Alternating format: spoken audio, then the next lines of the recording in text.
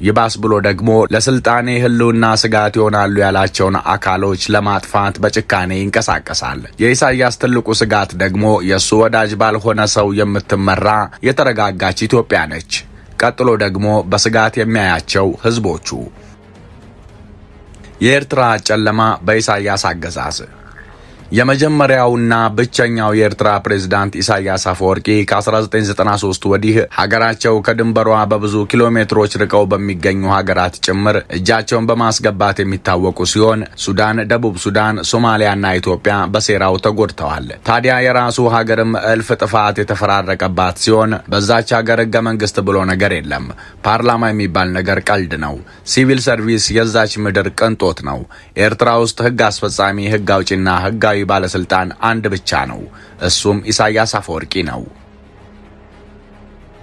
በኤርትራ ወታደራዊ አገልግሎትም የግዴታ በመሆኑ ወጣት ኤርትራውያን በፕሬዝዳንቱ ጦር ውስጥ እድሜ ልክ ለማምለጥ ሲሉ ሁሉንም ነገር አደጋ ላይ ይጥላሉ። በዚህ መልኩ በርካታ ኤርትራውያን በህገወጥ መንገድ ወደ ጎረቤት ሀገራትና አውሮፓ ይሰደዳሉ። ኤርትራውያን በግዳጅ ለውትድርና አገልግሎት ከመግባትና በአገዛዙ የተፈጠሩ ሌሎች ፈተናዎችን ለመሸሽ ሲሉ ከሀገራቸው በገፍ ይሰደዳሉ።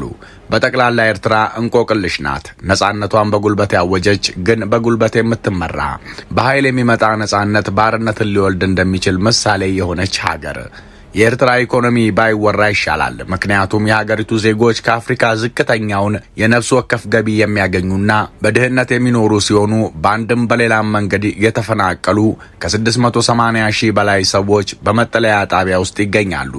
አብዛኞቹ ያሉት ደግሞ ኢትዮጵያ ውስጥ ነው። ህዝቡ ሊያምጽ ቢሞክር እንኳን መፈናፈኛ የሌለው ሲሆን በ2017 በአልዲያ ትምህርት ቤት የተፈጠረውን አመጽ ያጠፉት ተማሪዎቹን በማጥፋት ነበር። ሀገሪቱና ኢሳያስ ምንም እንኳን ከዓለም ይነጠሉ እንጂ የሚደግፋቸው ሀገር አላጡም። የምዕራቡ ዓለም ከኢሳያስ ተቃራኒ ሲሆን ከነ አሜሪካ ጋር አይንና ናጫ የሆኑት እነ ሩሲያና ቻይና ኢሳያስን ይደግፉታል። ህዝቡን እንዲደበድብበት ጥይት ያቀብሉታል። አሁን ነገሩ መላቅጡ እየጠፋ ነው። ምክንያቱም ኢሳያስ አሁን እድሜው 80 እያለፈ ለሞት እየቀረበ ነው። የሀገሪቱ መጨረሻ ምን እንደሚሆን ዓለም በጉጉት እየጠበቀ ነው። ምናልባት ግን ከእድሜው የፈጠነ ህዝባዊ አመጽ ህዝቡን ኢሳያስን እድሜ ከመቁጠር ነጻ ሊያወጣው ይችላል። ኤርትራ በህዝባዊ አመጽ ነጻ ለመውጣት የማንን መንገድ መከተል አለባት? ዓለም ላይ እጅግ ብዙ ህዝባዊ አመጾች ተከስተው እልፍ አምባገነኖችን ገርስሰዋል፣ ጨቋኞችን አስወግደዋል። ታዲያ ከብዙዎቹ ሶስቱ ለኤርትራ ህዝቦች ትልቅ ምሳሌ መሆን ይችላሉ። የመጀመሪያዋ ሀገር ሱዳን ስትሆን በ2019 የሱዳን ህዝቦች እንደ ቀልድ በጀመሩት የዳቦ አመጽ ሱዳንን ለ30 ዓመታት አንቀጥቅጦ የገዛውን አምባገነኑን ኦማር አልበሽርን አስወግደውታል። በጊዜው ወጣቶችና ሰራተኞች በአመጽ ካርቱምን አጨናነቋት፣ ሱዳንን አስጨነቋት።